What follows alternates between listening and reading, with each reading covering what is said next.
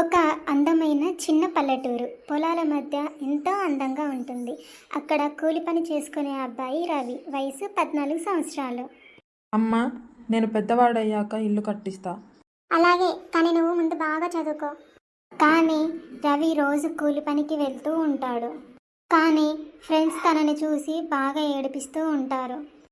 ఏరా రవి, స్కూల్కి రావా? కూలి పనికి వెళ్తున్నావు, కూలివాడివి అయిపోయావా? కానీ రవి చిన్నగా నవ్వి అక్కడి నుంచి వెళ్ళిపోతాడు. కానీ మనసులో బాధ మాత్రం అలానే ఉంటుంది.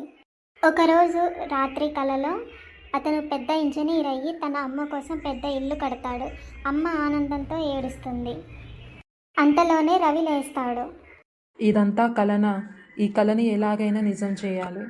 రవి కూలి పనికి వెళ్ళినా కానీ తన జేబులో ఒక పుస్తకం తీసుకుని వెళ్ళేవాడు. టైం దొరికినప్పుడల్లా చదువుతూ ఉండేవాడు. ఏరా రవి, ఇలా పుస్తకాలు చదివితే ఇల్లు వస్తుందా? ఏదో ఒకరోజు మీరే చూస్తారు లేరా, వెళ్ళండి. కొన్ని సంవత్సరాలు గడుస్తాయి. రవి బాగా చదివి స్కాలర్షిప్ సంపాదిస్తాడు. ఇలా రవి సిటీకి వెళ్ళి ఇంజనీరింగ్ పూర్తి చేస్తాడు. ఇలా కొన్ని రోజులు గడిచిన తర్వాత గ్రామంలో ఒక పెద్ద కారు వచ్చి ఆగుతుంది. అందులో నుండి రవి దిగుతాడు. ఇప్పుడు అతను ఒక పెద్ద ఇంజనీర్. అమ్మా, అమ్మా, ఒకసారి బయటికి రా. అమ్మా, చూసావా, ఇప్పుడు నీ కళ నా కళ, ఇద్దరి కళ నేను నెరవేర్చానమ్మా. ఊరుకో నాయనా, ఊరుకో.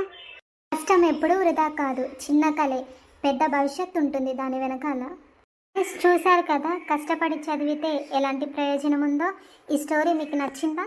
నచ్చితే నాకు ఒక లైక్ చేయండి. అలాగే మీ ఫ్రెండ్స్కి, బంధుమిత్రులకి షేర్ చేయండి.